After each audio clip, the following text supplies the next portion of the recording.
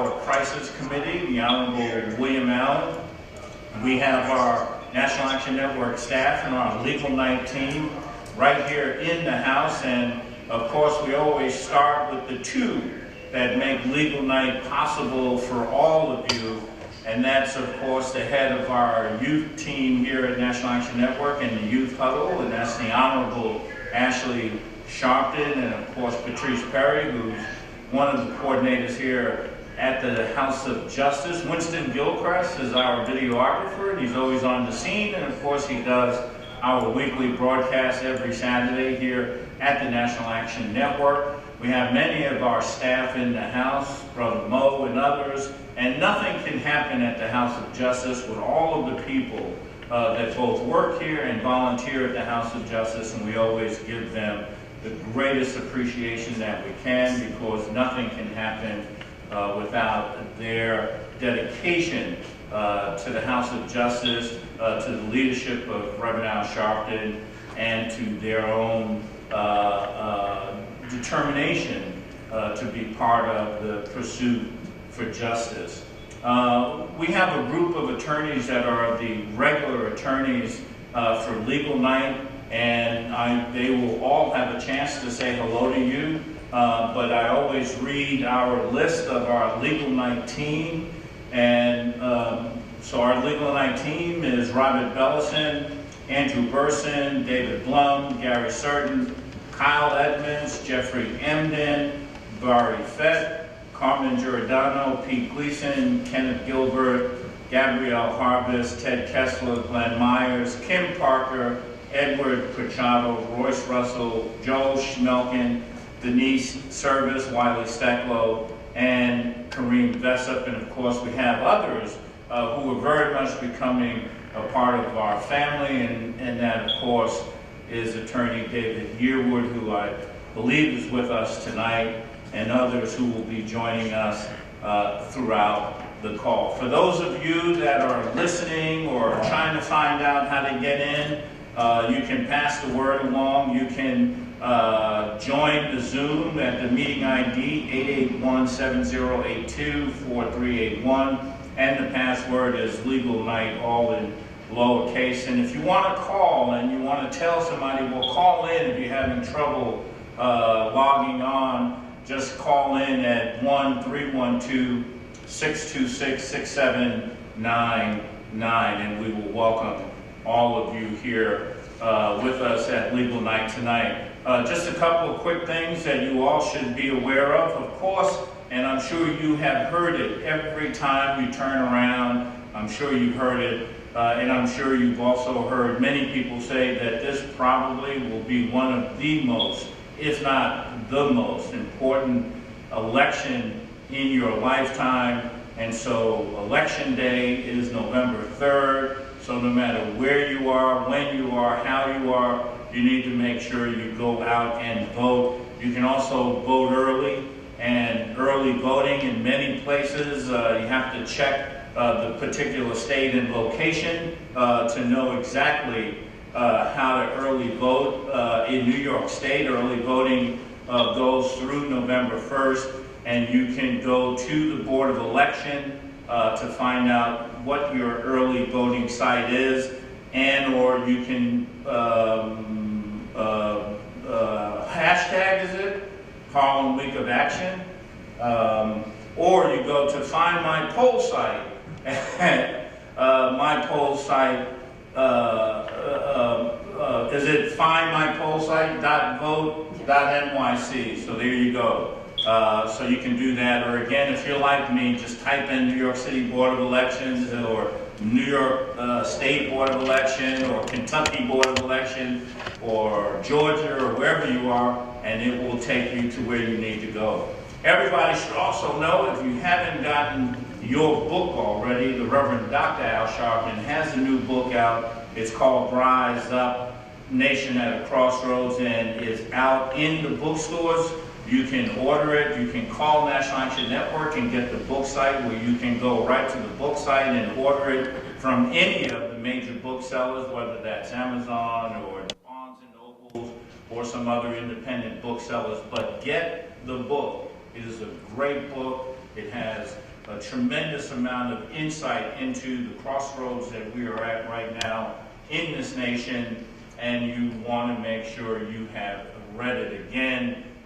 Reverend Sharpton also has that unique characteristic that I always say. You know, people said that Kevin Bacon, the actor, was 6 degrees of separation from everyone. Well, Reverend Sharpton is about 1 degree of separation from everyone, and he's one of the only people that has a personal and close insight to both President Barack Obama and President Donald Trump, and a lot of that is in the book. A lot of other stories that you wouldn't believe until you read them, and you can't read them unless you get the book. So please make sure you go get the book. Call National Action Network, 877-626-4651, or go online and you will find it, and you should get it.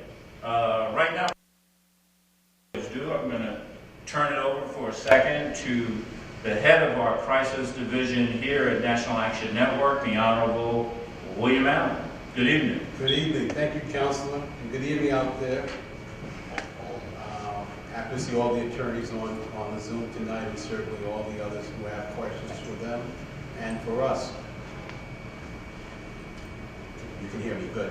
So the mission of the crisis operation is the National Action Network, and we're all beginning to become more familiar with it.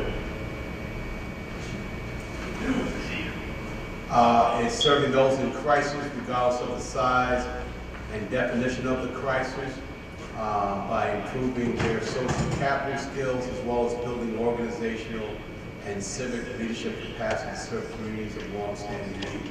And that's pretty much our mission. And our 4 steps, as we always remind folks, all crisis assistance matters get full attention, no matter how small or big they are. Initial contact is through the National Crisis Call Center, who accept a brief and detailed record of the crisis assistance requested, recording the call date, full name, all telephone numbers, email, city, state, zip code, need for a lawyer, area of law, and timeline.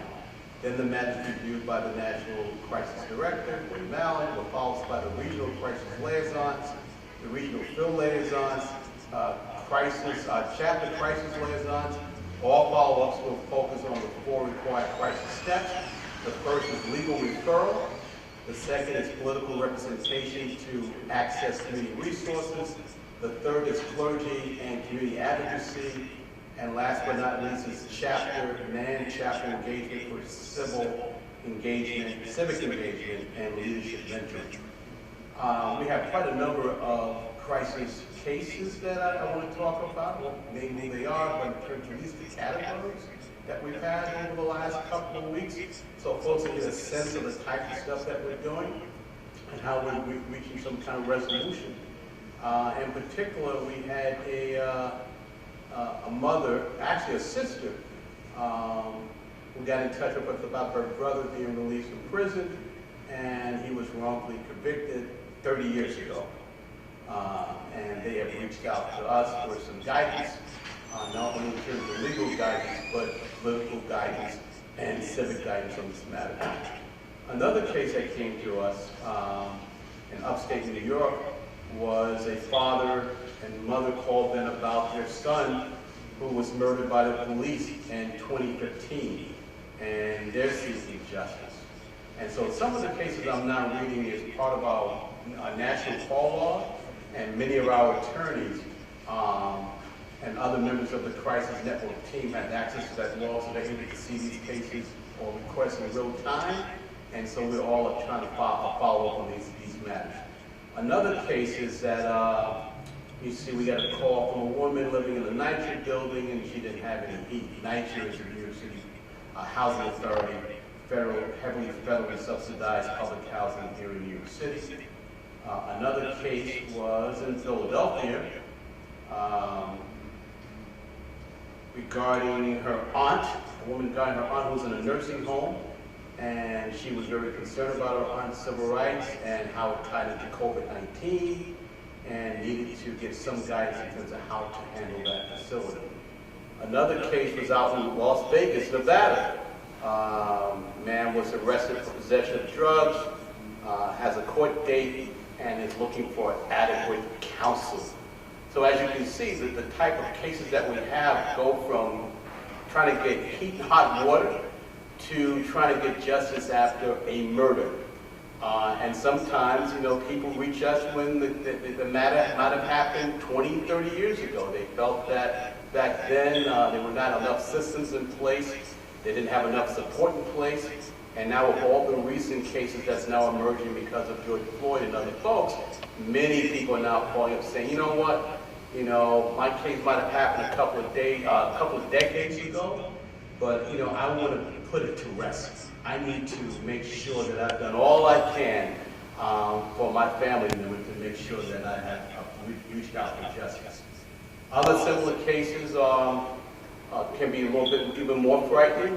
We have here a case where a woman indicated that some white men were trailing her wherever she went, and she was concerned about her safety, and that was in Texas.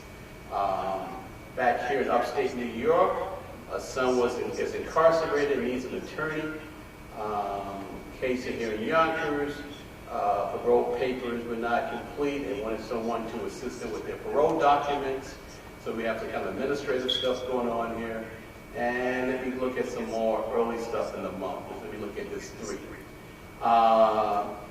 Here we got in Connecticut, need an attorney for a business matter. So as you can see, some of our cases are not just criminal justice. Some cases are for business, for housing, employment, education, as well, of course, we say criminal justice, and the gamut goes on and on and on. We get about maybe 200 to 300 calls a week, and many of those calls are very serious legal matters or matters that require some kind of guidance. So that's the update on crisis counselor. And I'm here. And did you tell us your team yet? Yes, I forget. Thank you. We have. I want to leave out the team. Thank you so much. We have a great, great team, and I really want to give them some acknowledgement. So we have now divided the crisis operation into regions, and the Northeast region is headed up by Brenda Ricketts, who's a longtime member here at the National Action Network. One of our new members and young members is Trayvon Butler, who graduated from Morgan State College. He's heading up the Southeast. We also have Joshua Curitan, who's heading up the Midwest. And we have a PhD candidate, Giovanna Marks, who's heading up the West Coast and the Southwest. And the great Brenda Dock is the one that makes sure that, and Sister Word, make sure that our mail responds go out every week and on time. And we probably got another, in fact, we have an advisory council, which now is over 100 people all across the country. So when we have certain cases, we alert them, and they serve as mentors to those folks that are reaching out to us. So we're really putting together, Michael, a very tight crisis mentoring system, by which is not only lawyers, but neighbors, and civic leaders that can make people feel that someone has their back. That's right, and you can always, again, call 1-877-626-4651 to get to the crisis division. I have to ask you, William. Yes, sir. Because you used to be at the Board of Elections. Yes. You sat in that seat. There's been a lot of questions about absentee voting, paper ballots, all of these kinds of issues. And so give people something to either give them some direction, no matter where they are in the country, with regard to if they're voting by a mail-in ballot, absentee or otherwise, or other issues that they may confront. How do they make sure they can charge through that so that their right to vote is not suppressed in any manner? I strongly encourage them to make sure. No, but My kid is on grade, and I have been calling since the beginning. Maybe you have also, you don't We'll come back. Okay. We'll come back to you, Ms. Gray. Again, we do the program, so just stay with us, and we will be back with you at the appropriate time.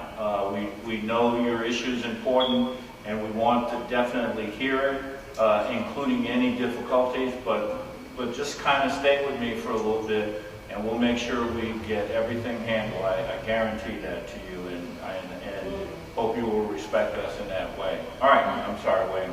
Thank you. So what I've been telling people, they must be in touch with their state or their county board of elections office so their rights can be protected. So you need to know what your rights are, and all of those agencies will have on their website what your right is as a voter. And it will also provide you where your polling site is, and if you have any problems, it gives you that whole process of how to address it. For example, if you're here in New York State and you have a problem voting on election day, you can file an affidavit, a ballot. And in some cases, that ballot allows you to go meet with a judge on that day. Normally here in most of the boroughs, the judges are stationed at the borough Board of Elections office or some other central location by which people can reach that particular office. There are also a lot of great organizations like ours, the National Action Network. So if you call here and you're looking for help or guidance for that matter, we'll be more than happy to help you and to assist you in making sure that you're talking to the right people. We have become affiliated with a couple of major organizations around voting rights, and they have been helping us. I've had quite a number of folks call me, and I've sent them to those people, and their matters were assisted. So if you have some, and then of course it's the vote.org, which has been incredible. If you go on that website and you put your address in, it tells you your early voting site as well as your regular site on National Election Day. It also gives you a sample ballot of everybody that's running in your particular area. So it's from president all the way down to someone running for judgeship or a party position. So we're here to help you. So if you call 877-626-4651, we'll be more than happy to direct you to the right source for your matter can be properly addressed.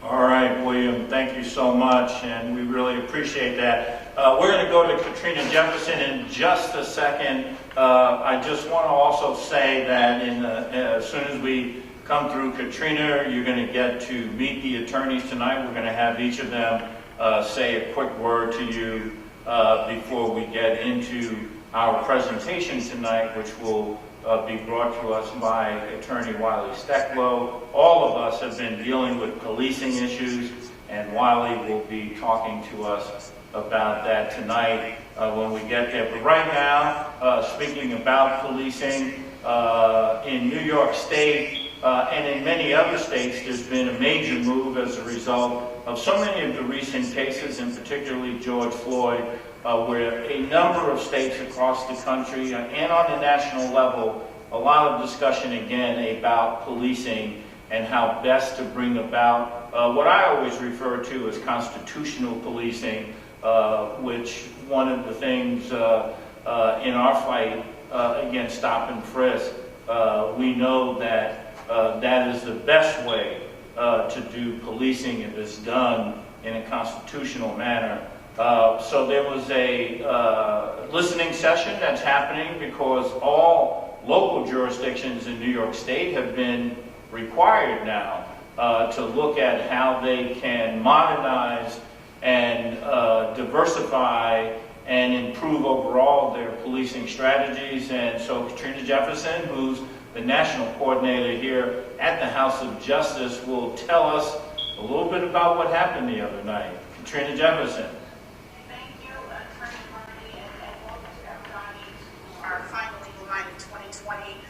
Last night, the National Action Network, here at our House of Justice, our headquarters in Harlem, we had the wonderful opportunity, I would say, in spite of all the, I'll say, challenges that the community has seen with the NYPD or with policing in general, we had the opportunity to host a conversation with the commissioner. We had Chief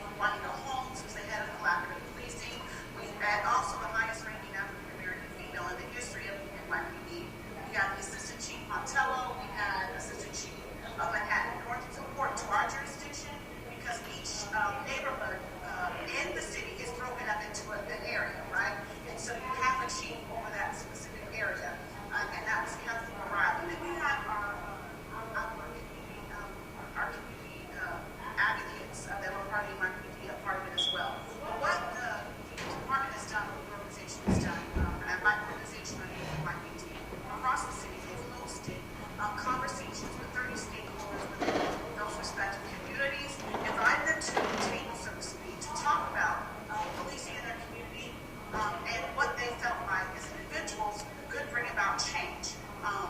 Last night was about a 2-hour conversation. The first half hour was NYPD presenting us with a video talking about this reinvention collaborative, which Mayor de Blasio introduced earlier on in the year, excuse me, which is co-chaired by 3 persons, two which are friends to the organization, to National Action Network, Ms. Jennifer Jones-Austin, Ms.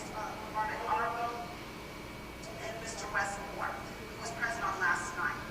And they invited community leaders. And it was an open dialogue, COVID responsible, meaning that we're restricted to 50 physical persons within the building. And so we know that there are certain individuals who want to be a part, but of course we have to follow the state and city's guidelines of keeping the crowd down to 50 persons, period. And so even in spite of that very light conversation, they actually had, and it's not the first, it's more than last. They will plan on having this throughout the course of the year, so everybody visit New York City or even the state can log in with the next round of conversations that will be available on Facebook Live and via Zoom, similar to how we are conversing now. But everyone had the opportunity to pose questions to all the chiefs, to the commissioner who was engaging, and get answers to questions that concerned them, things that they felt like were important that need to improve in their neighborhood. And just from being in the room, from on the logistics end, but also the participant end, it was an eye-opening experience because one, we were able to hear from senior officials, but two, I felt like the community was able to not only bring their concerns, bring their suggestions and ideas to the forefront. And I'm hopeful that as this series of dialogues continue, that the community can actually be a part of this reinvention and collaborative policing process. And so I encourage everybody to, whether you're in New York, even outside of New York, to follow on social media your local jurisdiction, because one thing I learned is that apparently every month, every precinct has a monthly town hall, a meeting of sorts. The community can actually take to that precinct their concerns regarding their neighborhood. And so I imagine if something like that exists across the country, but even if it doesn't, it's very important to stay connected to your local, not just your elected officials, but certainly to your local law enforcement agencies, especially considering the current climate that we're in. The only way that we'll see real change, not only just to vote, but also to be involved with what's happening on the local level as well. And last night, Attorney Harding was a fantastic opportunity for us to do so, even within COVID, but we have spoken to the chief and certainly to our local leaders, and they will be doing this conversation. There will be one for the youth, which was something that they brought up last night, that they wanted to start a series for the young people across the city, and so we know that's to come, but certainly for the adults to be a part of that ongoing dialogue as well. All right, and we appreciate and thank you for that, Katrina Jefferson, and of course, again, all of that is part of the statewide effort to get all the local jurisdictions to get with it when it comes to policing, and in particular, policing in a manner that really does bring about professionalism, courtesy, and respect. Right now, we're going to go to the attorneys that we have with us tonight. We always give them a quick opportunity to say hello to all of you that are with us. And I usually just go somewhat in alphabetical order because each of them are enormously important and giving to us. So you can never go wrong if you just go in alphabetical order, more or less. So it's the safe thing to do, so that's what I'm going to do. And as far as I can tell, we're once again going to start with that great young man, David Blum. You're muted.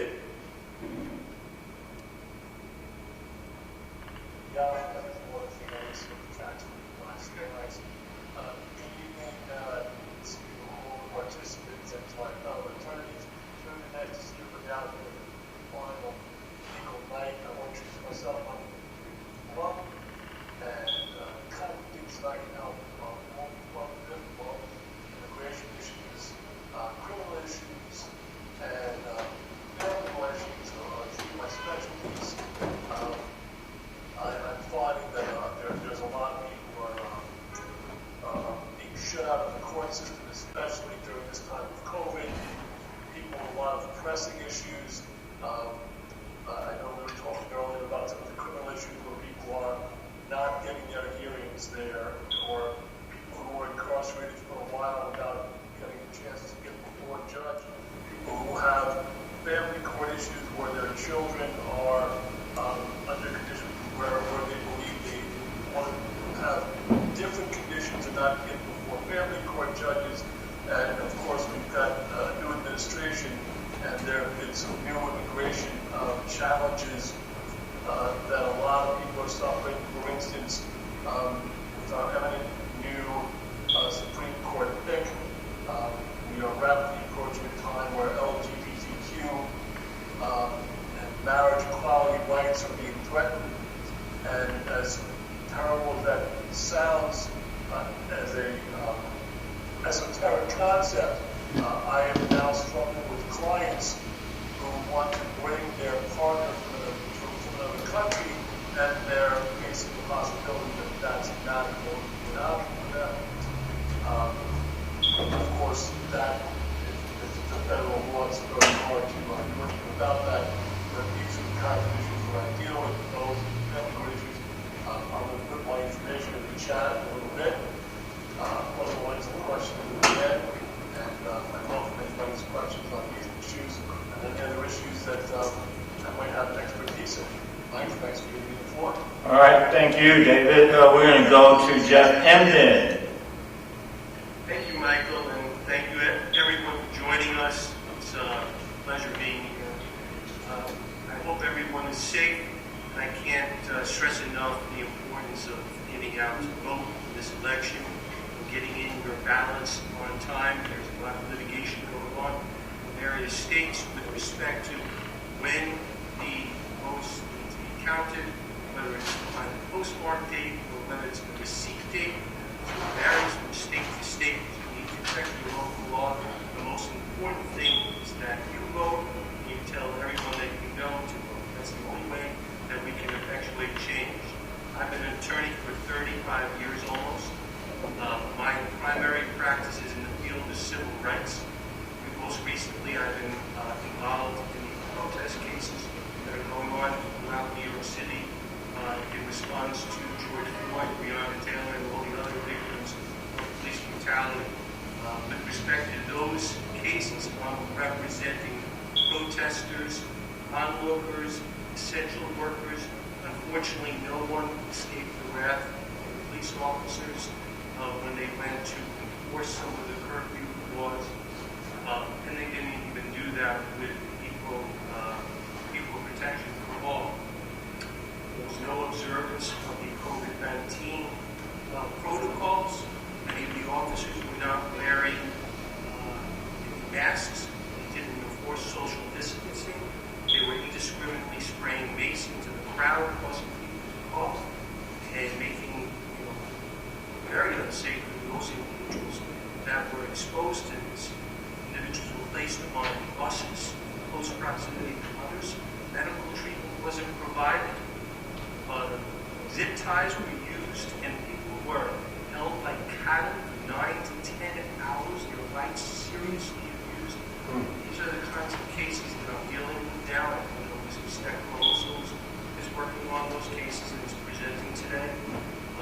So I do those cases, and I've done many other civil rights cases involving retaliation of police officers who have gone after those individuals that have videotaped this conduct of law officers, falsely arresting them and beating them in the process. It is of utmost importance that we not be silenced, we speak out, and we stop this injustice from happening, and we protect the rights not only of ourselves, but of others. Thank you very much, Michael. And everybody stay safe. All right. Thank you, Jeff. I think our dear attorney and one of our longtime Legal Night partners is Attorney Kyle Edmonds. You're muted. There you go. Yes, sir. How you doing, Brother Hardy? Good evening, everybody. My name is Kyle Edmonds, native of Southern Harlem, along with my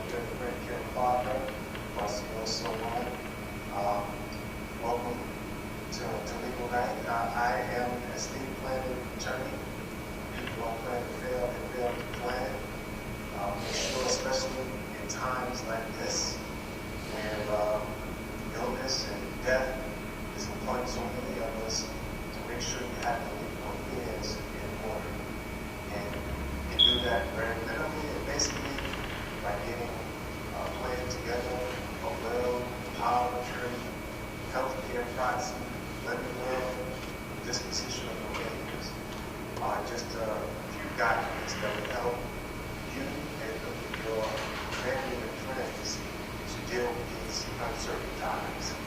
I want to report that I've already voted. I hope you can say the same, and if not, please do it before the deadline and obviously by November 3rd. Thank you again to everybody who participated tonight. If I can be of help, please give me a call. Thanks. All right.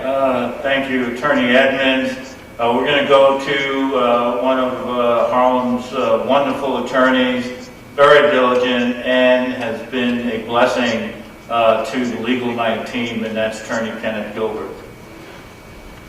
Good evening, everyone. Everybody stay safe. I have voted, and I stood in line for about 2 hours, but in order to get Trump out of the White House, at least without any type of military assistance, I think all of us have to get out of there initially. There's nowhere and no way going to contest, because it's going to be a landslide. We're going to beat this eventually. I specialize in criminal law. I specialize in criminal law, family law. Right now, there does seem to be a lot of divorce cases around. I think the COVID-19 has kept people inside too long around their loved one, and there seems to be a lot of domestic violence that I've been representing people on, and forces that I've been involved in. So just remember, there's a lot of things going on inside apartments, inside homes. Let's at least be diligent enough to talk to people to make sure that they're safe, and that especially women, they have to be very careful at this time. And it is a very dangerous situation from what I can tell based on the cases I've been seeing. So everyone stay safe. If you know someone that is in trouble with any type of domestic violence situation, make sure that they do get some help. One of the cases I'm dealing with was a domestic violence situation. In this regard, the mother of the 3-year-old son actually fled the country back to her home country of Russia to get away from her abusive spouse. Obviously, right now, they're trying to get the child back in family court at this time. And there are some situations going on out there that everyone must keep their eye on so that you don't lose some of the domestic violence victims. My name is Kenneth Gilbert. I am in my office in Harlem on Adam Clayton Balcony Boulevard, 35th Street, and everyone have a safe and glorious time. All right, thank you, Attorney Gilbert. We're also joined by another, in many respects, one of the Harlem legends. She's certainly one of the hardest working attorneys that I know, and probably a future jurist in this state, and that's Attorney Kim Parker. Thank you so much, Michael. I really appreciate that. So I'm a native of Harlem. I have a practice here for 20 years now, and I specialize in co-op and condo law, as well as child support, visitation, and family law area, and civil litigation. So I'd be happy to answer any questions that I can. All right, thank you, Kim. Now, I may go a little bit out of alphabetical sequence. I know we have one of our newer attorneys that are with us tonight, and I don't want to get your first name, don't want to mispronounce your first name, but Attorney Sutherland. And we welcome you, and thank you for being with us. Good night, everyone. How are you? My name is Keontae Sutherland. I'm one of the attorneys at the Left Mechanic. If you have been to Legal Night before at NAN, I've been to Legal Night at NAN. I know you guys are used to seeing on the Zoom Ms. Barry. Fred was working on a big motion tonight, so she couldn't be on with us. So the Left Mechanic is a full-service personal injury firm. We specialize in labor law, construction accidents, personal injury accidents, whether it's a car accident or a premises case, slip and fall. Like tonight's a hectic, rainy, miserable day, and we see a lot of slip and falls happen. We also have a full-service civil rights division specializing in excessive force, wrongful conviction, malicious prosecution. I know, we've already spoken about the protests and a lot of the abuse that happens at the hands of, unfortunately, the people that are supposed to be protecting and serving us. Doesn't always happen that way. We also do wrongful convictions. So we are, as I said, a full-service PI firm. My motto is always, I hope you never need me, or need us rather, but if you do, we'll be there for you, we'll fight zealously for you, and I'm just happy to be here and offer any type of advice or, just open the conversation up for whatever anyone needs. All right, and we appreciate you, and you're absolutely right. Thank you for reminding me. See, that's what happens when you get older. So you stay young, because that happens. But yes, and the left Sorry, practice. Workers' compensation. That's right. Workers' comp as well. Yep. And the Yellow Fracas Law Firm has been a great help to National Action Network, and we certainly appreciate them in the firm. And of course, as you said, there are so many people across the country. One of the hardest things is to have been wrongfully convicted, and to be able to have places to go where you can seek justice on that is tremendously important.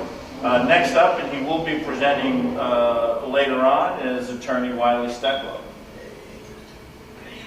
I'm so happy to be here and happy to be able to present later with my good friend Bozo, who's also here, former Deputy Inspector of the NYPD and Chief of Police of Burlington, Vermont.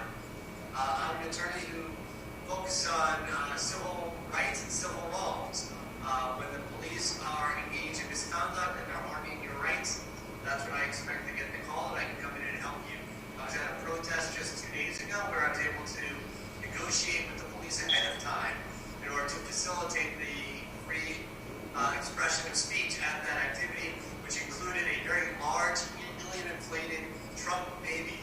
And I actually had a small one with me.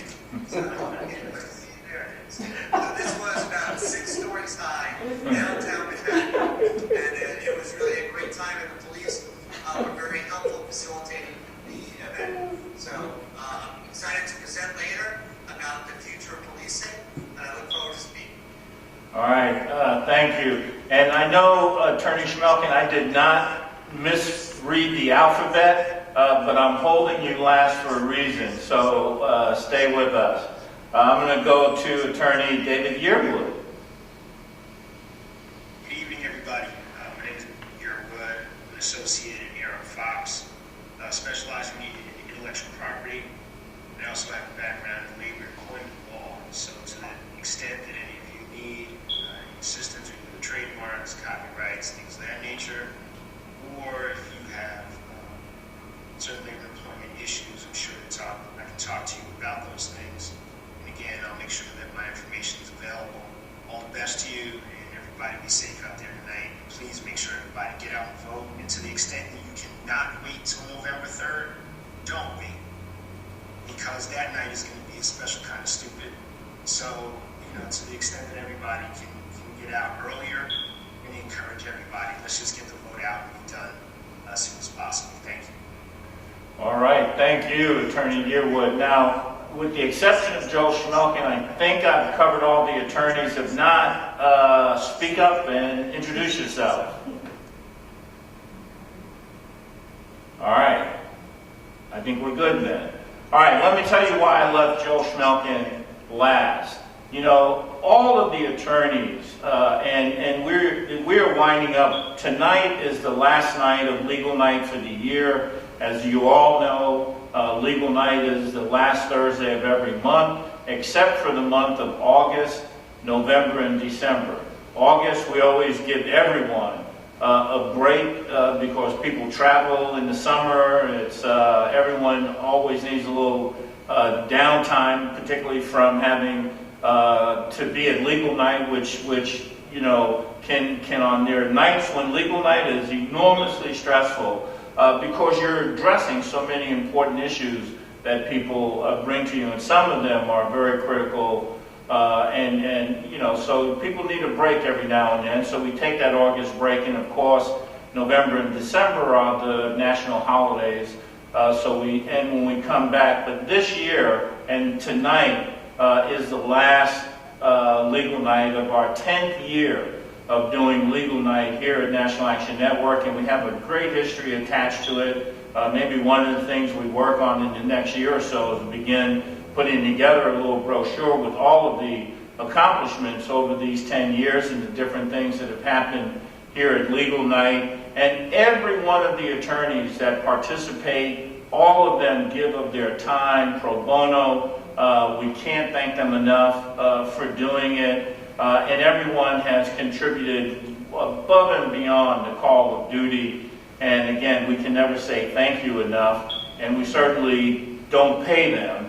And some of you that may hire them don't pay them either.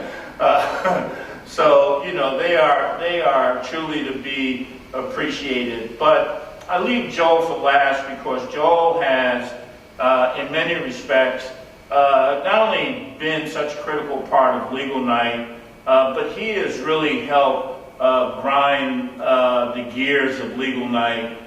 Making sure that the literature goes out, making sure that we stay connected to all of the attorneys, putting a lot of the literature together for Legal Night. He's almost at the Saturday Action rallies every Saturday, always here on the Saturdays, sometimes to you know, address and help people that may be at the Saturday rally. And so he's played a very additional special role in Legal Night. And in this 10th year, we just wanted to take a moment to give Joel a very special honor. And while we, the attorneys, and this is a collective gift from all of the attorneys, Joel, while, again, we all struggle and it may not be a great thing, but what we will be presenting to you will be a very generous, well, I think is generous. You may not think is generous, but we're going to give you a somewhat generous gift certificate to Brooks Brothers so that you can prepare yourself for your next major trial. And I look forward to presenting that to you on behalf of the attorneys and the participants of Legal Night. And we thank you for your brilliant service. The floor is yours. Michael, thank you very much, and I want to thank the NAT staff for making Legal Night what it is. I have been an attorney for over 35 years. Got my roots in Harlem, went to City College, courses in urban legal studies, civil rights, and thereafter went to the Open School of Public Practice. For those who don't know, it's half police liability and the other half negligence accident cases, construction accidents, automobile accidents, building accidents, street and sidewalk accidents, premises liability, medical malpractice, products. Anytime someone is injured and has been a victim of negligence is what we handle in my office, Schmel and Associates in Lower Manhattan. But you know, it's not about me, and I really don't want to talk about me. What I really want to talk about for a moment or two is Legal Night. And maybe what Legal Night means to me, it really means to the community. I think that Legal provides a platform for those who maybe don't have access to legal representation, don't have access to attorneys. You know, and really, there's a special thanks really that we all have to give to Reverend Al Sharp for Legal Night. Those of you may not realize this, but Legal Night was Reverend Sharpton's idea. It was his brainchild, so to speak, if you will. So, Reverend, a special thanks for your inspiration. We can hear this is like delayed. It's like delayed. Yours is delayed over there. Your sound is delayed, so it's coming after you talk.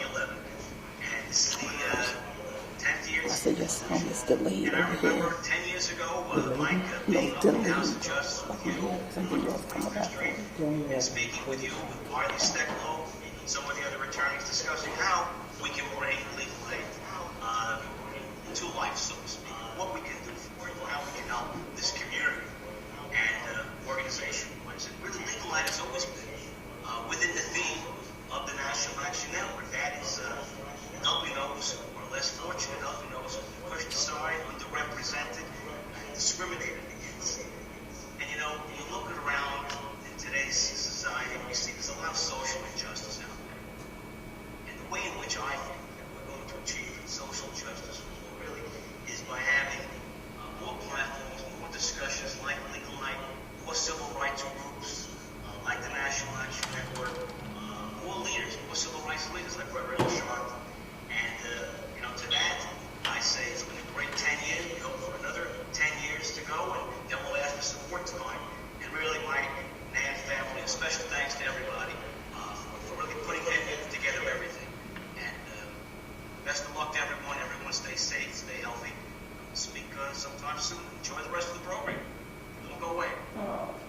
Thank you. All righty.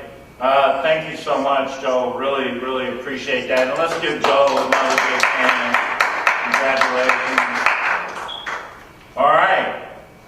So Attorney Wiley Steplow, who introduced himself to you. Wiley, we're going to throw it to you. Before I do, and before we get eventually to your question and answers, again, we always remind everybody that engaging with the attorneys and doing Q&A with the attorneys does not constitute an attorney-client relationship. And for all of you, that's not a negative statement, but we're required to make sure we advise people of that.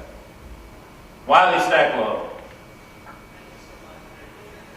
Brandon, I think you are been unmuted. Hey, here I am. You guys unmuted. Okay. So, first let me give a shortish, if I can, introduction of Brandon Del Bozo. Not easy to give him a short introduction because of all he's done. Brandon is a son of New York City and a product of the New York City public school system. After earning an Ivy League college degree, he did something highly unusual for people who graduate from Ivy League colleges. He became an NYPD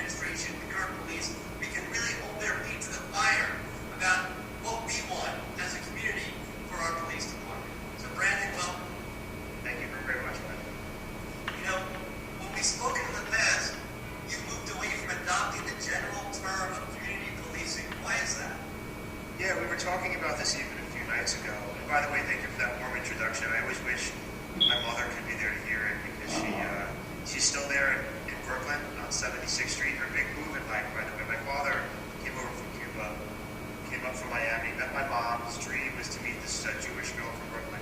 There I was, coming out of that situation on 76th Street. Their big life move was to move. And they finally sold the house that my great-grandmother grew up in. He was two doors down, and he was a retired firefighter. So there. So Brooklyn through and through. But to hear New York City lawyers talk about my education, which is make her tear up. So if this is being recorded, it may be seriously, thank you. Thank you for that warm introduction. It makes me miss the city. But about community policing, I feel like community policing means everything and nothing. I feel like it's a very amorphous definition. And I feel like when a police chief wants to make a good impression, or they're under the gun, unintended, they just start talking about community policing. And I give this scenario where, a mayor or a city council has a police candidate at the podium during an interview for the job, right? And they go, the typical question, and it's a good-natured question, is, what are you going to do to bring community policing to our city? And I'll tell you, the answer can be anything. It can be coffee with a cop, ice cream with a cop, community input, inviting the community to meetings, letting the community know about the discipline process, listening to community priorities. It's community policing is like an amorphous commitment to a bunch of techniques. But if we look at America, like where really has the use of community policing gotten us, right? Like Minneapolis, Ferguson, Missouri, Portland, Seattle, New York City, Baltimore. These are all, you can pick a police jurisdiction that you're quite happy with, like Hampton, I think is a good jurisdiction. And let's take it to community policing. You can also pick jurisdictions I just named where there are profound problems, pockets of corruption, a lot of dissatisfaction. And they'll all insist up until the day before the crisis that they're engaged in community policing. So I know we plan to talk a little more about some alternatives, but I think like by allowing police to continuously hew to this like amorphous set of actions that don't yield commitments to outcomes, we just give police an out. We give them the rhetorical cover to keep on giving the same answers to the press and the same answers to the applicants. Thank you. So to me, I think that's important for people to remember that term community policing can have no weight behind it. That's why you have to sort of get underneath that. I know one of the other things we talked about, Brandon, was, I think it was when your former bosses sort of really pushed onto the entire country, starting in New York, I think, CompStat, right? Computer statistics and driving police towards that. And it took a turn from policing towards statistics and numbers. How do you see that as either helpful or harmful in the future of policing? Yeah, that's a good question. I'm glad you asked it. So let's see if I can remember there's four pillars of CompStat. If you read like NYPD folklore, Jack Napier was this like rambunctious lieutenant who used to wear derby hat and long shoes or long hat derby. And he was in Elaine's on the Upper East Side, which if you know what Elaine's is, you're dating yourself. I don't know what it was. He wrote it out on a napkin. And the first pillar of CompStat is accurate and timely intelligence and information. You got to know what's going out there, going on the street. You got to know what crimes are happening, what many of them, what the situation is. Right? Sounds very reasonable. Second pillar of CompStat is effective tactics and strategies. You got to know what works. You got to know what's going to address the situation. And you got to know your plan is going to get results. Again, sounds reasonable. Third pillar is rapid deployment of resources. So it's not a bunch of guys and gals sitting around jaw jacking about a big plan to save the city. It's getting the resources to the right place at the right time, right? And then the fourth pillar is relentless assessment and follow-up. And I remember when I was talking about, I'll say this. So those are the four pillars. I use those pillars to great effect to address the opioid crisis in Burlington, Vermont. I went to my mayor. He's a Vermont native, but if you heard my academic background, he's also this overeducated technocrat. So I said, hey, we have this whole way that we're going to do the opioid crisis. We're going to apply CompStat to it. Timely and accurate intelligence, effective tactics and strategies, which is the medicine, methadone, buprenorphine, right? Rapid deployment of resources. We're going to get the medicines that people need it. We're going to constantly be assessing what we're doing now. Right, so I think that you want to measure what you're doing. want to have a good grasp of the situation. You want to make sure if you're spending taxpayer dollars to the tune of millions a year on policing, that it's delivering public safety. The problem, I feel, with CompStat is that when you're measuring the things that are not the true endpoints of community health and resilience, but what we call the surrogate endpoints, the intermediate endpoints, you could have, and you're engaging this paramilitary top-down way of doing that, you can have a fairly negative effect. By that I mean, this is what CompStat measured. How many tickets were issued? How many arrests were made? How many kilos were seized? How many guns were taken off the street? Was it always more than last year? And then what the police department did, how many stop, question, and frisks were there? When you watch stop, question, and frisks on the New York Civil Liberties Union website, which I'm sure you've all seen, it goes from a few thousand a year up to 658,000 a year. That's because year after year, that was being relentlessly assessed and followed up on. It was falsely believed to be an effective strategy. And year after year, commanders would say, look, I did more frisks than last year, and look, crime is kind of under control, right? Is that what communities really cared about? No, they cared about their safety. They cared about their health. And also a lot of the things that the NYPD did, by putting people in jail, for example, on their face seemed to reduce shootings and crimes, which people are entitled to, but had a lot of bad effects in the community. Incarceration tore the community apart, right? Tickets would suspend people's licenses and make it harder for them to get to their jobs.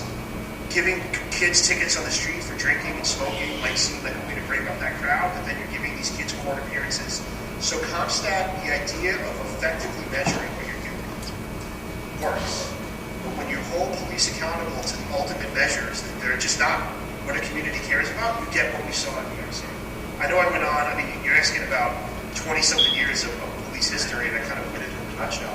That answer the question. Yeah, it does. I think in summary, what you're saying is that what they're measuring with CompStat is the problem. And in the future of policing, what they measure has to be closer to what the city needs, like what the community is asking for. And I know you have an idea about aligning the goals of the police with the goals of the city public health and the civic life. No. Thanks so much. Again, I know, Wiley and I listen, no good attorney. He want me in the box without preparing me. If I was a defendant in the NYPD, that was our first introduction. But he did prep the witness, so I knew he was going to ask some questions. Thank you. No, I felt like, I became a cop after going to Dartmouth because, Dartmouth was my first experience out of New York City. I went up through the public schools. I was fortunate to go to Stuyvesant.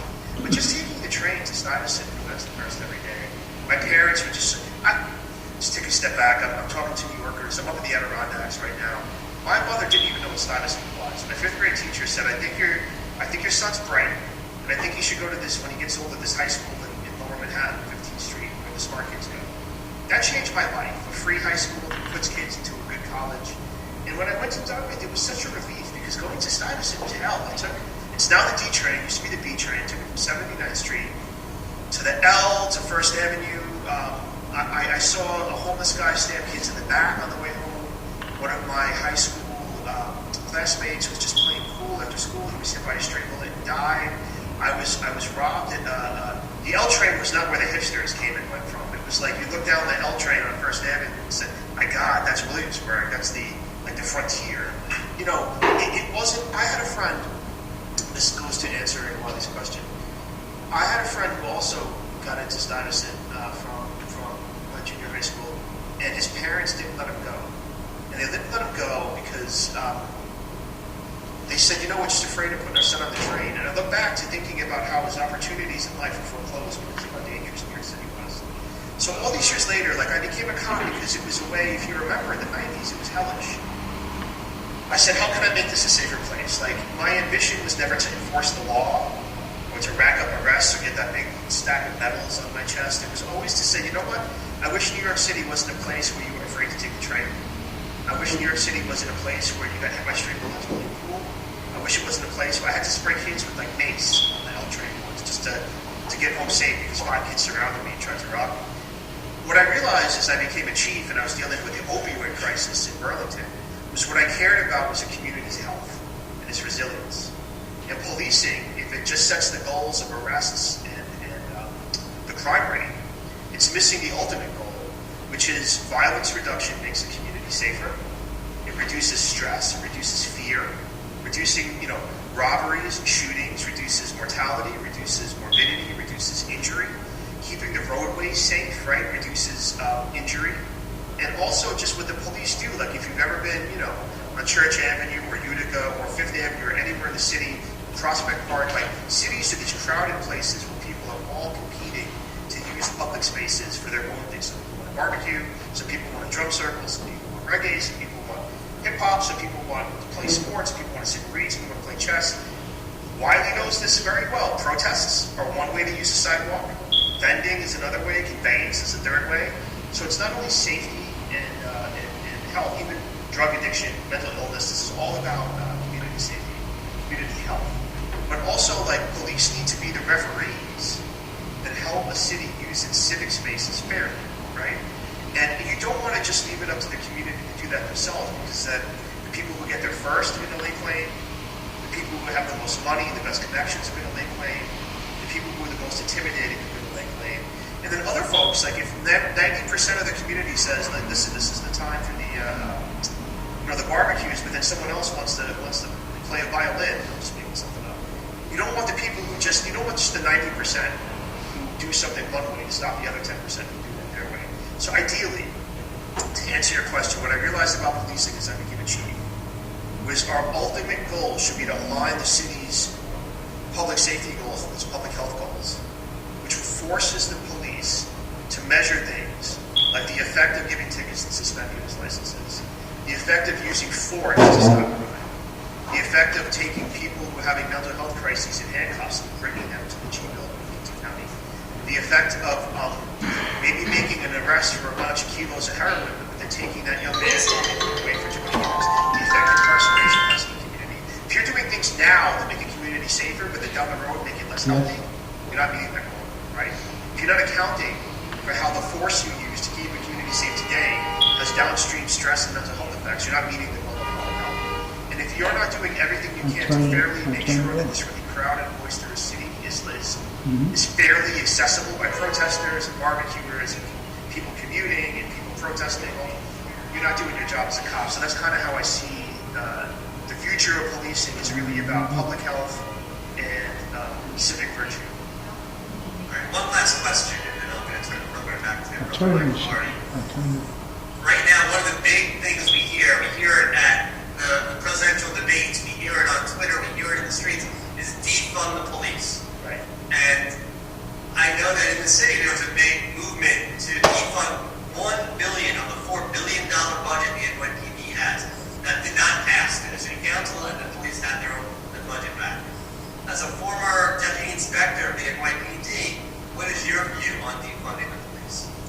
Yeah, so one of the things I have the privilege of doing now is my main research interest. So, I got my doctorate in philosophy from the City University of New York, and I wrote my dissertation on the relationship between the police and the democratic state, what police owe the democracy they're supposed to serve, which is why I went on that long, meandering monologue about, public health and all of that. But the work I do now is about addiction and about the opioid crisis. And one of the things I've seen firsthand is that we have a lot of policing resources in most cities, but we don't have things like access to enough addiction treatment, to the right type of mental health intervention. So the idea is, I'm against abolishing the police, which I know was the final step of defunding.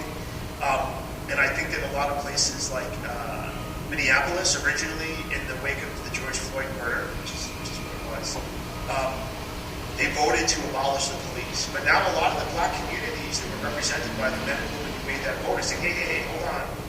It's been a long summer. I'm not exactly sure I want the police to just go away. I say that because defunding the police, insofar as it swings a pendulum very quickly in one direction, unless it's done carefully, it can have very, very negative effects on the community. And so I know, you and I had a back and forth. I don't know if I want to skip ahead a bit, but this is what I'm not saying. You don't want the police, when you talk about defunding them, to just pick up their ball and go, oh, you're going to defund them. Sorry, my cat just jumped on the table. Just took my little table. Or it could have been, sorry. My cat's telling me to bring it. So, you don't want the cops, you see in a lot of cities, to get so indignant that you're eliminating their budget that they just pick up the ball, go home, stop responding to calls, and stop serving the community. That's unacceptable. You also don't want someone to say, wait, we can't defund the police too quickly because it's just going to have bad effects. So let's do it a little bit. Let's do it a little bit. Let's talk about that next year. You get a lot of people, I think, make a bad faith argument about defunding the police because they're trying to kick the can down the road. Wait a few budget cycles, wait for a new mayor to get elected, wait for crime to go up, and use a lot of excuses not to defund the police. What I'm saying is a little bit more subtle than also being a bureaucrat. I worked as a bureaucrat as a chief of police. To build out the alternatives to policing in a city like New York, 8 million people with a $60 billion budget, just takes time. It takes not one budget cycle, 2 or 3 budget cycles.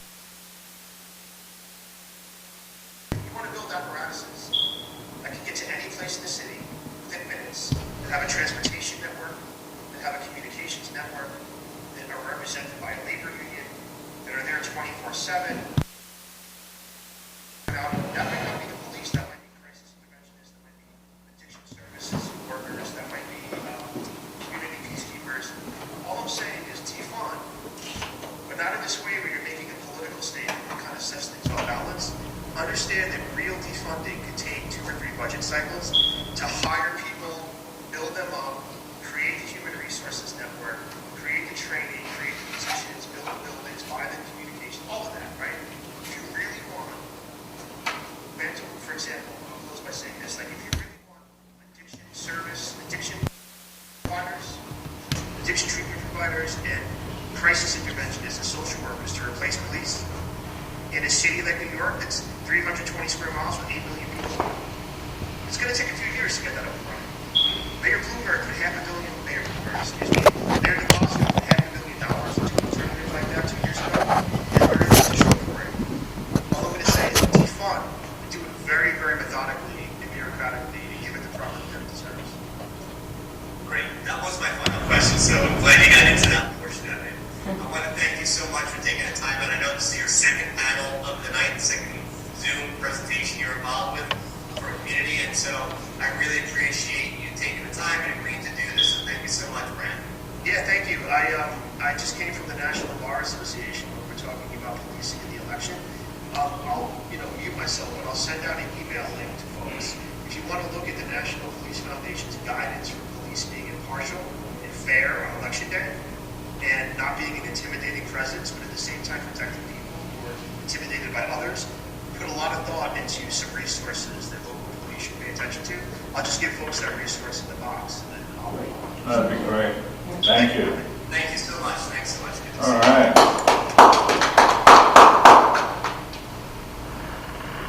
All right. Thank you, Wiley, or Attorney Steplow, excuse me. All right, so we're going to go to our Q&A, and that can include questions with regard to the presentation.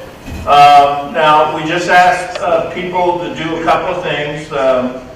Sometimes we know that some of you are involved in litigation, and so if you're involved in litigation, you have an adversary, and we only ask, since you're in a public forum, please don't disparage your adversary, again, notwithstanding views you may have of them, because we don't want to put you in a situation where you might create a situation for yourself in terms of defamation or something along those lines. So be mindful of that. And we also always tell people, because you just never know, if you just, and Brandon would be the first to tell you, if you just killed somebody down the street, don't tell us. You can talk to one of the attorneys privately and address that. And of course, I say that jokingly, but sometimes people do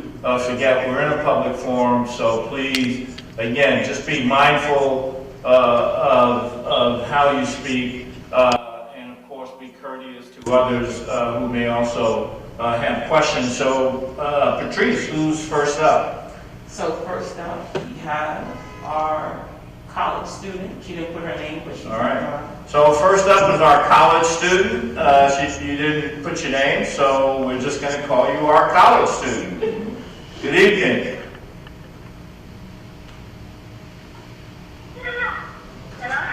Yep, we can hear you.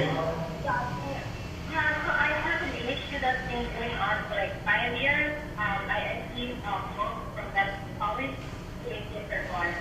This whole time, so I was just created again, and this other personal thing that I'm going to disclose and to advise, like the lawyer, like those personal things that we have to be school, I literally don't. And so I was created again in college, and it's created again. So 5 years down the line, now with the Black Lives Matter and everybody running on the street, like all the black people should be treated equally. Finally, the Department of Education got back to me like, hey, you know what? 5 years ago you mentioned this, and you want to take from now. So since I was in 5 years, I feel like I was discriminated in school and by the team. I would like to tell you about civil rights, but specifically related to education, please.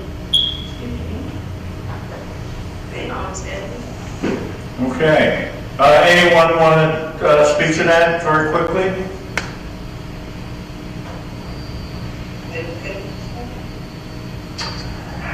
All right, so, yeah, so what I would suggest, and we have attorneys that specialize in education law. And so, you know, what I would say, you know, I think in all institutions, particularly as it relates to students, you know, a lot of the student institutional relationships are governed on some level by the handbooks within the college, the various complaint procedures, and some of the other general rules within the institution itself.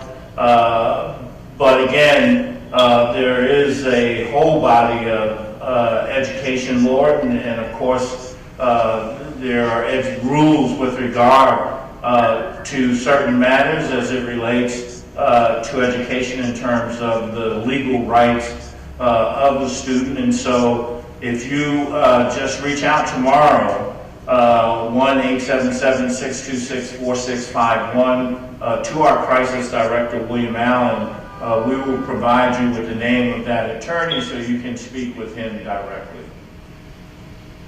Thank you very much. Sandra Gray. All right, Sandra Gray. Good evening, and thank you for your patience. You're muted. Do we unmute? Yeah. All right. Hold on. Okay. She has to unmute herself. She has to unmute herself. Oh, you have to unmute yourself, Sandra. There you go. Yep. Yeah, and let me apologize. Earlier, I wasn't aware of the order of things because I had called in and the gentleman gave me a number and told me how to be a part of this panel. So I didn't know if my name was on the list, so my humble apology. Oh, you're okay. You're all right. And first of all, as I was listening to the last gentleman that spoke, the policeman, former policeman, I am an advocate for police. I think very highly of them. And I often let people know that you have to learn how to separate the title from the person, because then the police, an officer is a title. Underneath the uniforms, you have a person. And so I always treat officers with respect to the point where in the community where I lived, where I was taken advantage of, I would often, in the morning, sometimes I would go to Starbucks. For example, a few years ago when we had an arrest here in California, and so many police officers were driving around in unmarked vehicles, I would go to places like Starbucks and I would purchase over 150 gift cards and take it to my local station, and for the police to have it just to show them that I love them.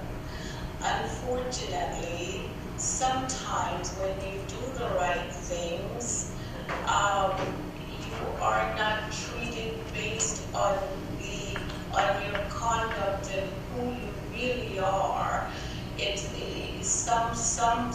sometimes you are just automatically labeled because the color of your skin instead of knowing who you are. And this doesn't go for all police, because there are some fine officers that I know that are the definition of officers and gentlemen. At the same time, I have come to experience that there are some of them who join the force just to use that as an umbrella to carry out certain behavior against people, hate crimes, and the umbrella shield them. In my case, I am a professional real estate broker, a single black woman who bought a home in the foothills of Southern California, in a city east of Los Angeles, a different county, 15 years ago, and raised my daughter there. I paid $750,000 for my home. And about 4 years ago, of course, when the market went down in 2010, lots of people went into the area, Chinese, if I may allow to say that, and these are multi-million-dollar homes. At some point, the values went up, and the area is an area that is well sought after. So the Chinese would go to the area and buy a lot of the properties that are foreclosed from the bank, and they would pay cash for these properties. So about 7 years ago, a woman, a Chinese woman, moved on my street. She bought a foreclosed property, and she tried to get close to me, and I am a very private person. Nevertheless, I acknowledge her. At any rate, there was one property next door to me that was a foreclosed property. It was vacant, and so she told her friend about the property. He bought the property, and he rented the property to some Hispanic people about 4 years ago. Unfortunately, we know that in every race you have dysfunctional behaving people. Unfortunately, that was the type of behavior I had living next door to me. Federal drug parolee, gang members, illegal aliens, and the list goes on. And all I did was ask for peace in my home, as they would play loud music around the clock. So Sandra, let me ask you, what is there help that you're trying to get, or are you just sharing to us your story? In order for me to, and I understand because time might be of essence, I'm trying to get help, because what happened to me is that they were harassing me and my daughter in my home, and they told me that if I call the police, I'm going to have trouble on my hands. I put up with it for as long as I could. Eventually, I began to call the police. Long story short, the police would go to their residence, because the police department was predominantly Hispanic, so are the tenants. So they would go there when I made the call, and they wouldn't come to me. And they painted a picture as if I were the perpetrator.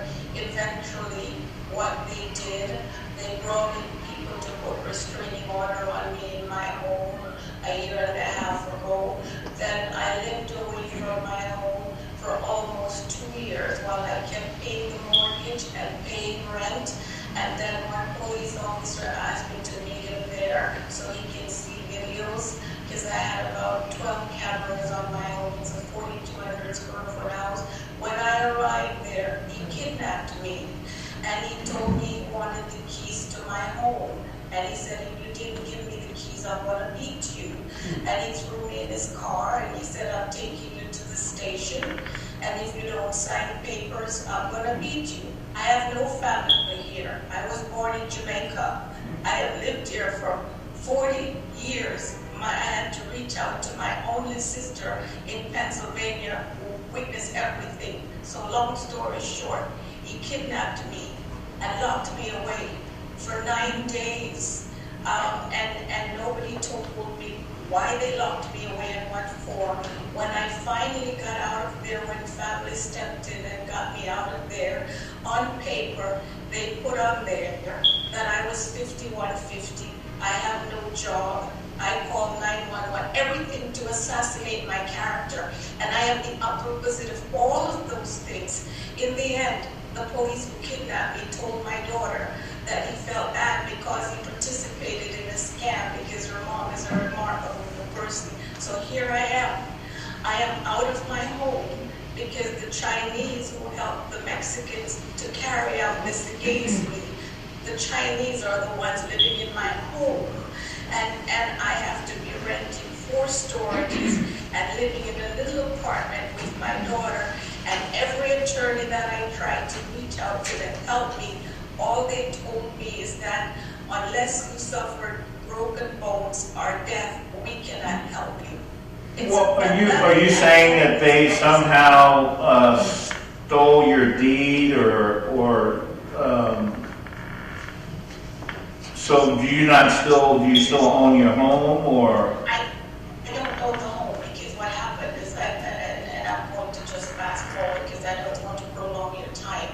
As they continued to vandalize my home and took out restraining order on me for me not to stay there, and a judge gave them restraining order using with fraud, not knowing the truth and not knowing that I'm the homeowner. So when the judge gave the tenants the restraining order to run me away from my home, I lived away from the home for almost 2 years while I was paying the mortgage and paying rent. So at the point when I was about to run out of money, because every time I go to my home, they're running away from there, and police threatened to beat me if I go to my home. So to answer your question, my house was about to put to foreclosure because they set it up that way so they can buy cash from the bank. So as a lawyer myself, I could not even sell my home. I tried selling it for 4 years while they were there, but they kept telling me, whoa,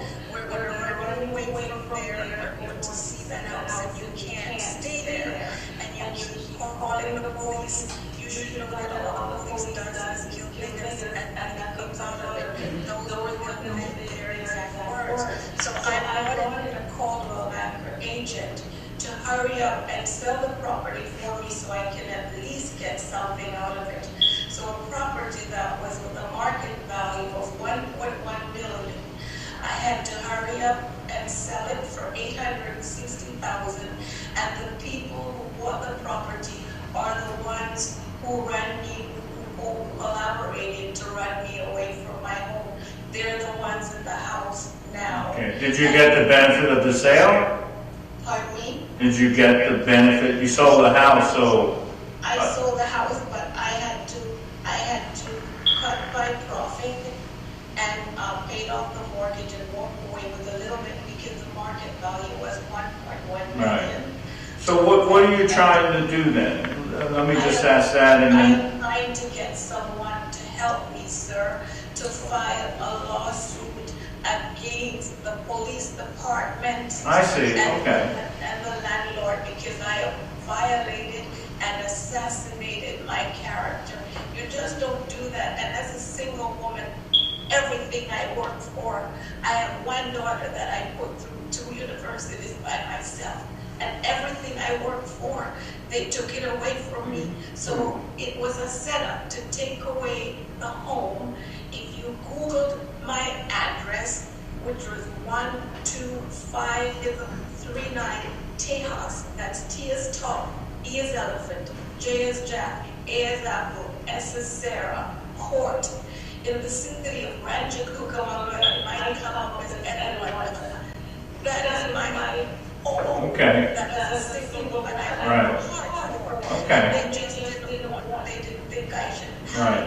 Because the Chinese told me to get out of it, it was too big for me.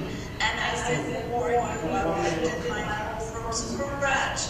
I had my home built from scratch, get off my property. Sandra, let me ask you a question. This is Joel Schmelke. How far are you from San Diego? Darling, I'm about, I would say about 2 hours. 2 hours. All right, look, out in California, 2 hours is like driving 20 minutes in New York City. I want you to call me tomorrow. I have a friend of mine in San Diego. My name is Joel Schmelke. You're going to give me a call tomorrow, and I'm going to try to put you in touch with a local attorney, because from what I understand, you really have to speak with somebody local. You know, sometimes attorneys here in New York City can get involved in certain types of cases, but sometimes based upon the facts, I'm understanding that you really need somebody local. My name is Joel Schmelkin. That's SCHMELKIN. Yes. Tomorrow in New York City, 212-227-8865.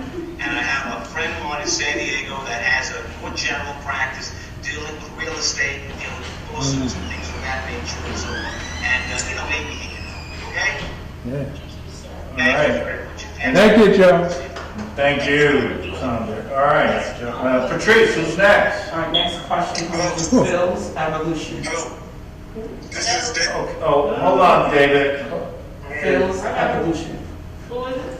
Phil's Evolution. I will exit now. Okay. All right.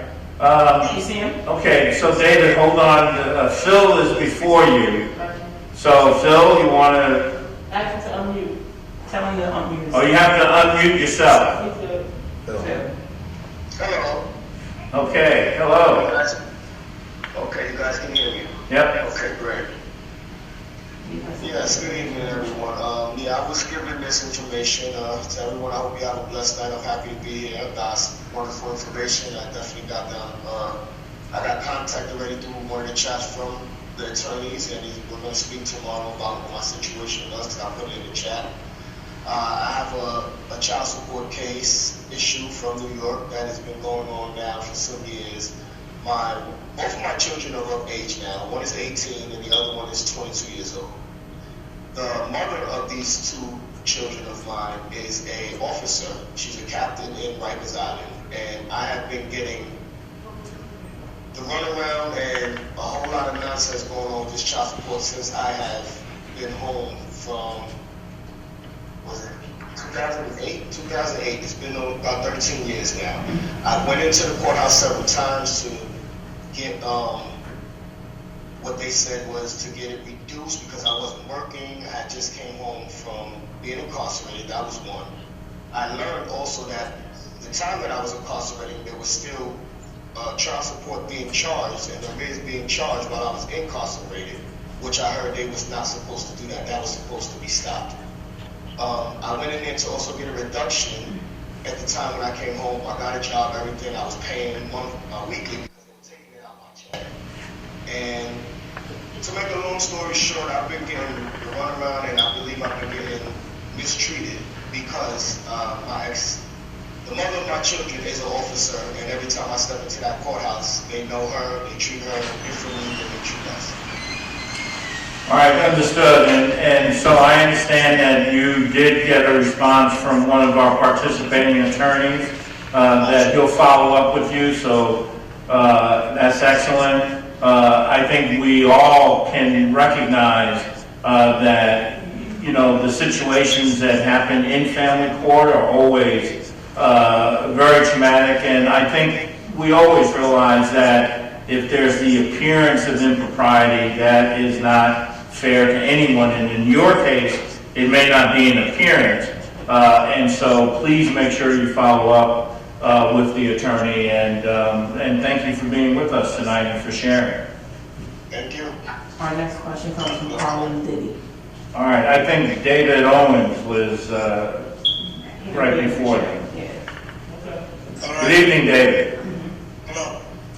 My name is David Owens, and I have a case in the United States District Court for the Southern District of New York, and I sent that complaint to 500 Pearl Street. And the thing is that an argument was broken in an arrest of me on the date 11/2/2016. I sent the claim to the United States District Court for the Southern District. I have the document, and I've been trying to get an attorney to represent me. I filed a motion with the court for a court-appointed attorney, and the judge made an order, and in the order, he denied the motion without prejudice, giving me permission to give him the motion at a later date, and he said to the effect that he wants to see whether the case has merit, and he wants to see whether the case is complex to a certain level And I think that the police officers maybe cannot justify the amount of force which was used to break my arm. Actually, to the complaint itself, to the amended complaint, I attached 2 pages of the arrest record from the date 11/2/2016 to show the arrest, and I attached a page of the hospital record to show the injury, the break of my arm, to show the connection between the arrest and the injury. I'm hoping that an attorney will help me. I got the names of a number of them from the chat, and I intend to call to phone numbers which I have. I have name and phone number of Mr. Jeff Edmond. Mr. Jeff Emden, yes. Right. This is Keontae Sutherland. Yes. Mr. Wiley Steplow. Yep. Mr. Joel Smelkin. Mr. Yep. David Bloom. There you go. Mr. Kyle Edmonds. Mr. David Yearwood. And Mr. Kim Parker. Can I ask a question? David, you said you had the index number. I just went on the sub-district website, and there's a bunch of David Owen plaintiff cases. So what is the index number? The index number is 19-CB-10213-GBD-JLC. Okay, so you're for Judge Daniels, which is good. He's a good judge. He's a well-respected judge. I'm happy to speak to you about this. I think you said you have my number. If you want to give me a call, I'll be able to go on the docket before you call and get a good overview of what's going on with your case. And then I really like Judge Daniels, and if there's a possibility that I can come in here and help you, I would be happy to do it. All right. That's what Legal Night's about. Thank you, Attorney Steplow, and thank you, David. Thank each of you. All right, Harlem Diddy is next up. Good evening.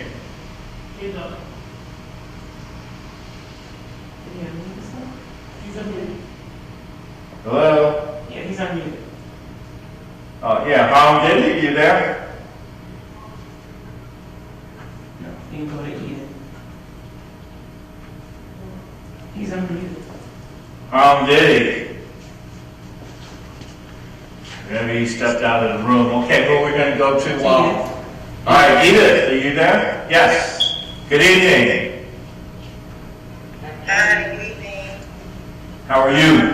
Thank you for being with us. Yes, I love everything on the panel so far.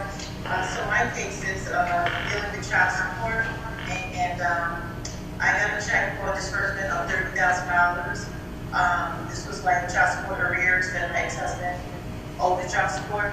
So when I call child support and listen to the automated, give you the breakdown of all the checks disbursement. I did receive one so far, which is $23,000. However, the next check, which is $30,000, HRA took it. When I called child support to find out what happened, they told me that HRA claims that I owe them. I do not owe $30,000 in HRA. Yes, I have been on public assistance from time to time. However, I receive mainly food stamps and Medicaid. As far as cash, I make my own cash because I do foster care and adoption. So I don't have my own cash from the foster care or adoption subsidy. So I don't really use the public assistance cash per se. So for them to say that I owe $30,000, something just doesn't sound right. I'm getting notices in the mail, nothing. The most that I've done so far, I filled out this form. It's called Request for Personal Investment Review of the Distribution and Disbursement of Child Support Collections. Okay, so I sent that over on October 9th of this year. I haven't heard anything back from child support. Well, actually, I have. When I did receive yesterday, they want to close the case. So it said your child support case will be closed in 60 days. So it's saying if I feel that They shouldn't close the case, which I'm going to respond tomorrow, because I don't think they should close the case. Maybe if they do close the case, I guess maybe this is dealing with HRA, Human Resource Administration. So, but I'm not sure. I don't want this case to be closed yet because I feel both parties should be involved in child support enforcement and Human Resource Administration. So I just need an attorney. I'm thinking partner. I did screenshot her in the chat message, so I'll give her a call tomorrow. I think she left the panel already. But she did mention that she handles child support cases. If you have any other attorney on the panel that's here with us now that can handle child support cases, I'm gladly listening. Yeah, I'm not sure we have any others that do domestic relations, family court specifically. Jeff Emden also practices in that area. So if you've got his information, you can check that. And of course, at any time, you can check with William Allen here at the House of Justice if necessary. All right. All right. Thank you, Edith. Before we take the next question, on our 10th, as we close out for our 10th anniversary year, we truly have a very, very special guest with us tonight. He's my dear brother. He's my leader. He's the president and founder of the National Action Network. He is the Reverend Dr. Al Sharpton. Good evening, Reverend Sharpton. Good evening, Michael. Good evening to all of you on this 10th anniversary of Legal Night. And I must say that all of us are in debt beyond words to Attorney Michael Hardy, who has been the creator of Legal Night. He helped found National Action Network with me, been with us from day one when it was only a handful of us. Now we're in 105 cities, and they're doing Legal Night based on the model he started 10 years ago. On Legal Nights, we've helped countless people that the lawyers that have volunteered and been with Michael, they never get in the papers for doing it. Michael never goes for a headline, but we've done everything from working with President Obama to commute sentences and watch people that come to Legal Night saying, my son is in jail, and then seeing their son walk down the aisle at the Saturday Action rally. Legal Night has helped people from having situations with their utilities at home to police brutality. This decade has been a decade of legal excellence at a very grassroots level, but has reached the top corridors of power in this country. And I think we're all indebted to you, Michael, and indebted to those lawyers that think it's not robbery, it's working in the community where you're not getting legal fees, you're not getting a dime, you're working because you really believe in justice for all. And on this 10th anniversary, I wanted to come in and congratulate you and let you know that one of the real pinnacles of National Action Network, of the civil rights movement in the 21st century, and one of the real pillars in our community has been Legal Night, the last Thursday in every month for 10 years, for a whole decade. People knew they could come if they didn't have a dime and get the same kind of legal advice that rich folks will get downtown. And you should be proud. And I can only think the only thing better than the 10 years of Legal Night is the coming 10 years that you're going to be what you've done the first 10. Tell it well. Tell it well. All right, thank you, Reverend Sharpton, and we appreciate all that you do and have been to so many people that are on this call, and particularly the people that come to Legal Night, because they come because of the leadership and the environment that you've created here at National Action Network for people to get the help they need when they need it. All right, thank you. God bless you. Keep up the good work. And you know, I don't care how long Legal Nights last. I'll see Michael first thing in the morning. That's right. All right, good night. Thank you, Brother Sharpton. All right. I think our... Okay, our next question. It comes from Corey Pendergast. All right, Corey Pendergast, you're up. Hey, how you doing? Good, yes, thank you. Good. So, I'm dealing right now with the current housing tenant problem. We recently had our owner of our property pass away, or at least we were told. It was stated to us that she passed away. And right now, we've had a bunch of random people come in and state that they were owners of the property. We haven't been given any paperwork. We haven't been given any ID. We don't know who these people are. But we, went along, because we were told that they were the family inheritors of it, and we paid a couple months worth of rent since. But we paid it in partial sums, you know what I mean, because we don't know who they are, and on top of that, it's a pandemic, and things of that sort. Things have kind of slowed down on our end. But we have been recently getting harassed by them, us and other individuals in the building. They've been shutting off the lights on go. Just recently, when somebody in the building has had to call the police on them, I have had to call the police on them. They've been grabbed our stuff and just threw it, stuff, we've had all types of violations in the building, in the room. And right now, it's like we don't know how to go about it because we've been told that they are owners of the building from them, but we haven't been getting any ID. The city hasn't contacted them about it, and we don't know how to go forward because how is this even housing tenant if the person hasn't even shown any identity to show that they're owners of the property? You know what I mean? We've been getting the runaround. Even just recently today, you know what I mean, they came through banging on the doors, talking about open the door, banging on the doors. And, I had to file a police report against them. And it's like, I don't know what, I'm on my wit's end because I don't know what else to do. You know what I mean? They grabbed all our stuff. They started, throwing it and whatnot. We had some stuff in the hallway. And it's like, I know the mayor recently launched a new proposal called the Mayor's Office for Housing Tenant, for tenant protection or whatnot. And it's like, and I just found out about that recently and whatnot. But it's like, how do we go about, individuals who are showing up at random, like strangers, terrorizing tenants within a building? You know what I mean? Yeah. Hi, Corey. Dave Blum. I'm an attorney in New York, and I do handle landlord-tenant issues.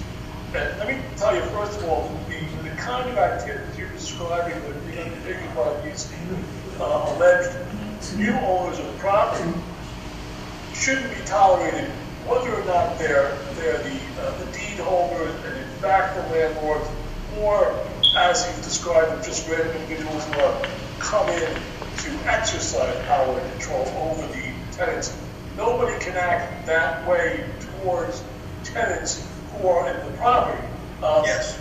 Especially, and I'm going to assume that since you described yourself as a tenant, somebody who signed a lease and has a long-term written contract to be on the premises. Yes, been here 5 years. And even if you didn't have that written contract, once you're in the premises. And it is the responsibility of the owners of the premises to take the legal steps through the landlord-tenant court to establish a basis for eviction, and then have the sheriff exercise their dominion and control over your apartment through a warrant. None of that has been done. If somebody would have come, now my name is Dave Blum, if you scroll down through the chat, you'll be able to find my contact information. Yeah, I would love to speak to you. Yeah, and I'll speak to you. You're welcome to call me tomorrow. Now, I don't know what sorts of activities are going on. You said your things are being thrown out onto the street, your property. I would take steps to protect my property if there's property in the common hallways. Is this a large multi-family house or a... Yeah, it's a multi-family, but we have violations inside of our building that they refuse to fix. I don't really want to... Okay, and that's another issue. They're going to address what I would call violations of your rights as a tenant, or an issue as well, and they carry over from this to these theoretical owners. But you definitely have a right to determine who these people are. In this instance, one of your greatest weapons, and the weapons of your fellow tenants, is to withhold rent. But I would do that as a group. Yes, somebody in our building is also withholding it as well. Actually, the city. Guys, we're going to talk later, but I think that there's going to have to be a group of you to get together, to band together, to show that, you as a group are not going to tolerate this sort of malfeasance, these violations of your rights, your individual rights as tenants in that building. My name is David Blums. You know how to get into the chat, by the way? I'm looking here and I don't see your contact. Scroll. It's early on there. I've got in here a bit behind, so I don't know his message. Corey, on the bottom menu, you can put chat. I'm gonna write. Yeah, let me go ahead and put this in. Write this down in my phone, and I'm gonna go. All right, go ahead. David Blum. That's BLUM. Simple name. 212-947-9416. And the last thing is my email. Ready? David at DavidBlumNYC.com. DavidBlumNYC.com, right? David, that's exactly right. Go knock on it. It's kind of late tonight. I don't know what your neighbors are doing, but if you could. I spoke to them. They actually had to leave the building because they turned the light off on the store. He actually had to call the police. That's highly illegal. In order to show cause, it ought to be filed on your behalf. You can call me tomorrow. Probably noon would be a better time. We'll spend some time talking about it. Okay, just confirm 947-9416. That's correct. Okay, I got you. All right, excellent. Thank you both. Thank you so much. All right, who's up?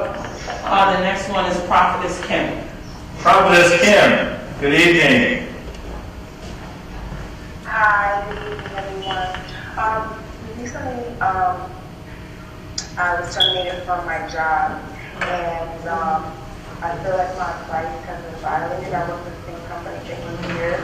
My job is unionized, and in order for them to terminate, I know it's an at-will employer, but in order for them to terminate, I would have to been on some type of regular counseling. I was not interested in counseling, no verbal, perfect attendance, and I basically feel like my job was sabotaged. Even last year, for example, I worked from July 29th until October 10th with zero pay.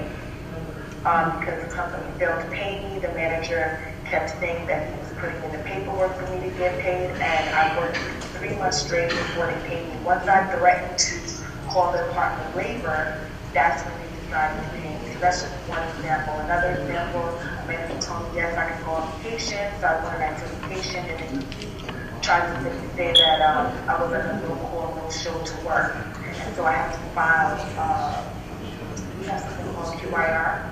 So I had to file a code.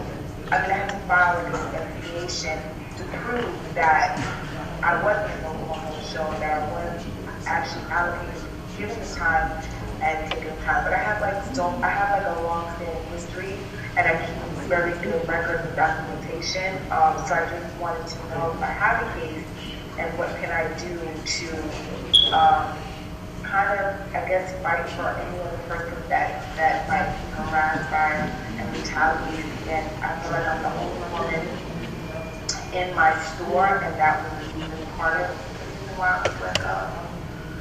Okay.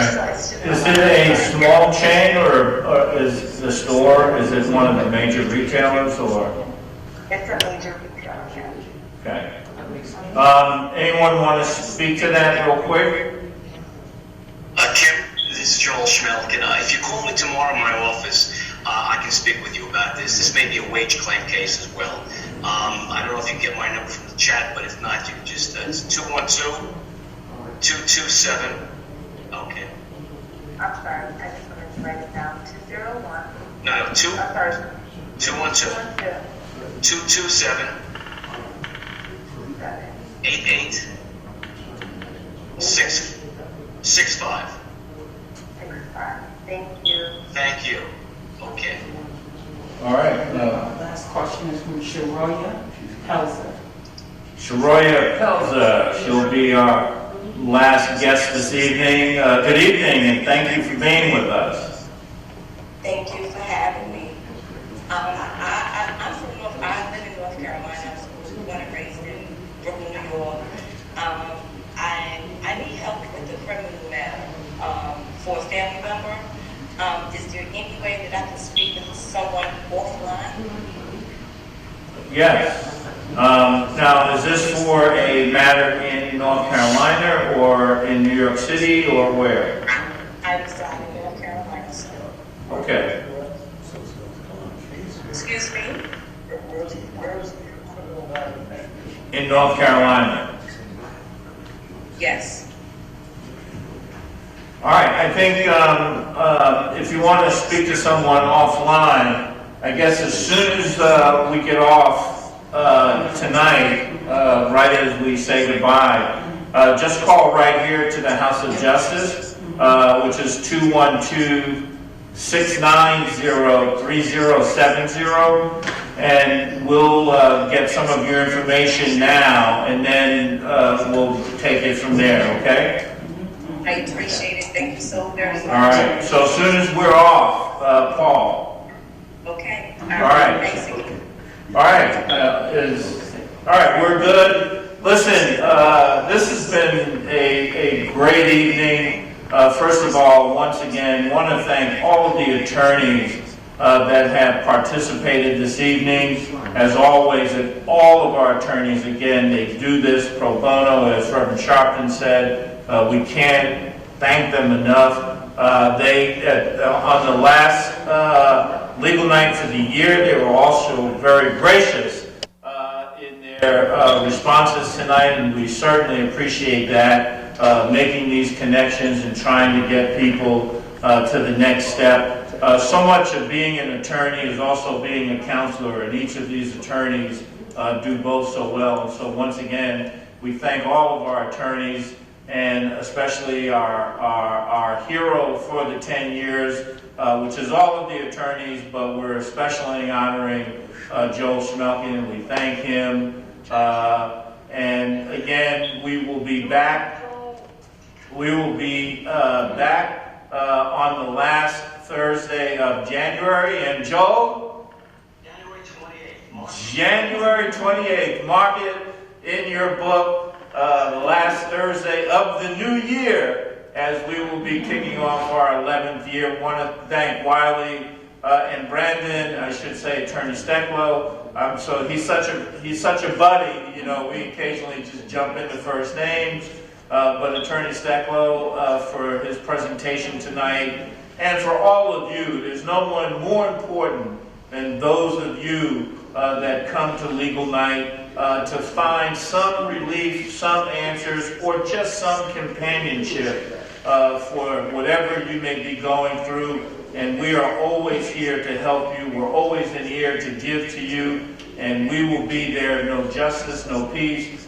God bless you. And again, we want to thank our coordinators for our National Legal Night, and that again is Ashley Sharpton, who also heads up the Youth Huddle here at National Action Network, and our own House of Justice Deputy Coordinator here, Patrice Perry. So again, thank you all. God bless you all. We'll see you in January. Be safe, stay healthy, and have some fun in all of what's going on. Happy 10 years! Thank you so much. And Derek, Happy New Year! 10 years! All right. Have a great night. I'll stay here just for that part. Good job. Wiley did great tonight. What's up, Wiley? Joe, I can't wait to see you in that Brook Brothers, Joe. Yeah, man. Gonna look like Rev with that Brook Brothers on. All right. So, salute to the phone rings. I'm gonna go get it. I'm gonna get it. And another person was coming in when she came in, then I told her to call now. Who's gonna pick it up? Her name is Arlie T. I'm gonna pick it up. Yeah, I'm coming.